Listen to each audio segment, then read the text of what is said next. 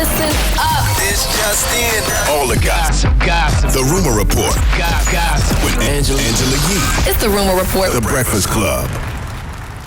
Well, Disneyland's revamped Snow White ride is now perhaps a target for cancel culture. You know why? Oh, God. No. Because Prince Charming actually kissed Snow White without her consent while she was sleeping. Yo, leave me alone, yo. What? Leave me alone. This is silly.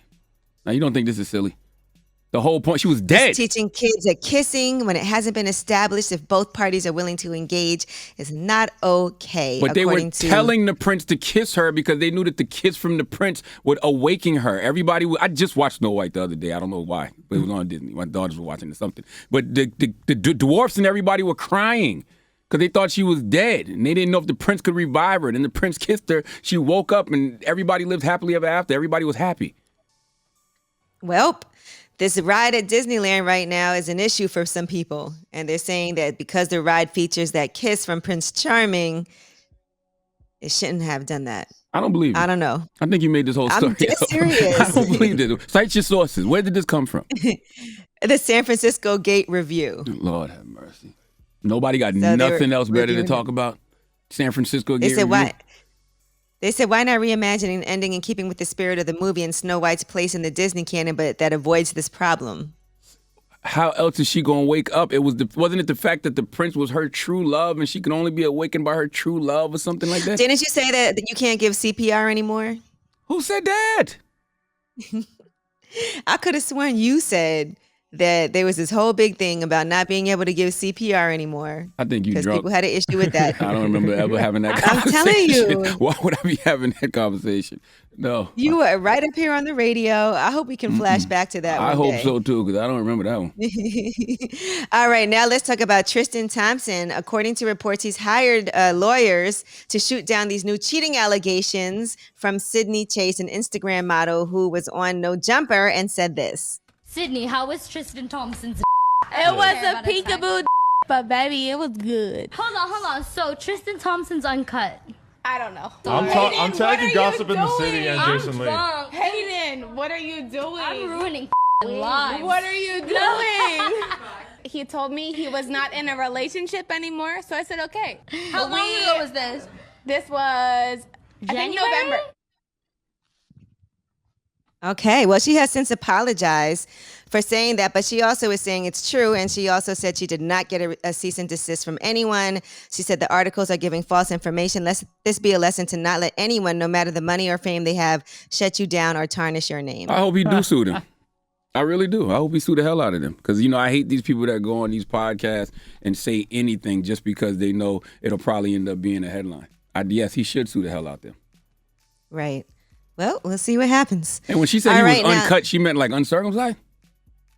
Why does that interest you? Of all the details. No, because when you played that clip the first time, I thought you meant I thought they were saying like he's uncut, like he's raw and unfiltered. Then it just hit me I don't be paying attention to them chicks when they talking. Then I heard it just now. I'm like, oh, she mean he's uncircumcised. Never mind. Go ahead, G. That's all you? All right. Shut up. All right, now let's talk about Stacey Abrams. Who knew that Stacey Abrams also writes romance novels? Everybody. And they're going to be actually printing her out-of-print books. They're getting a brand new shelf life. So her first 3 books, Rules of Engagement, The Art of Desire, and Power of Persuasion, have been out of print for years, but now they're going to be coming back out on Berkeley, an imprint of Penguin Random House. We knew about that. We asked her about that when she came to the Breakfast Club. A lot of people didn't know this, though, because I see people being like, who knew? We got to get Stacey Abrams on lip service. But she said, as my first novels, they remain incredibly special to me. The characters and their adventures are what I wish to read as a young Black woman, stories that showcase women of color as nuanced, determined, and exciting. And so if you haven't had a chance to read those, now you can. All right, Will Smith is making a YouTube docuseries about getting in shape. I'm sure you guys saw the post of him talking about his dad bod. Well, he's now starring in an unscripted series called Best Shape of My Life. According to Entertainment Tonight, it's a 6-part docuseries following him as he tries to get back in the best shape of his life. It'll also feature guest stars like professional athletes, health and fitness experts, doctors, and some other YouTube content creators who will help him out. Listen. It's hard, man. You know what I'm saying? Once you get to a certain age, even if you maintain a regular workout routine, I don't know why. It's just some areas where, they just get fluffy. Yeah, your metabolism slows down. It's just not as easy to lose that weight. It's a pandemic. A lot of us, myself included, have gained weight and are like, okay, we got to get back out there and get it back together. It's not easy. And then it sucks when you're over 50, right? Because you can't just go get the surgery. Because Why can't you? You take a little too longer to heal, right? At 50, you don't just be getting cut open at 50 for no reason. All right. Well, Will Smith and Alicia Keys will also be getting their own original series that will lead the way for the handful of shows that they're launching. So Alicia Keys as well. Alicia Keys is bringing fans into a celebration as she celebrates the 20th anniversary of her debut album, Songs in A Minor. So it'll be performances, behind-the-scenes footage over the years, and you get to see Alicia Keys work on her upcoming 8th studio album on that show as well. Okay. There's a lot going on right now with all these YouTube originals. They have the Migos. They're doing a docuseries called Ice Cold with hip-hop jewelry, exploring the serious issues that surround racial inequity in America. Very interesting. We talk like YouTube's not the biggest network in the world. It is. You know what I'm saying? Like, God bless all the TV networks, but there's no bigger network than YouTube. There's nobody getting more eyeballs on them than YouTube. So it only makes sense for YouTube to be doing original programming. All right, and Tammy Roman is revealing that her daughter came out to her as bisexual via text message. Now, Jazz Anderson is her daughter, and she has her show In the Mix. She's a co-host on that show on Fox Soul, and she was talking about using her platform and coming out as bisexual. Here's what she said. I am bisexual. I do look at myself as a bisexual female in 2020. I've been with females and I've been with males.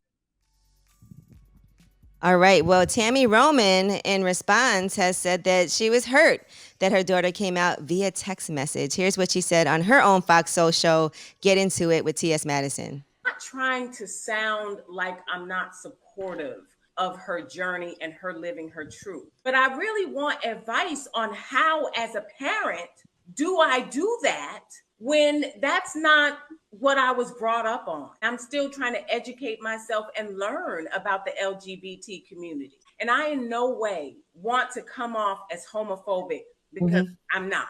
In all honesty, I cried. I was hurt.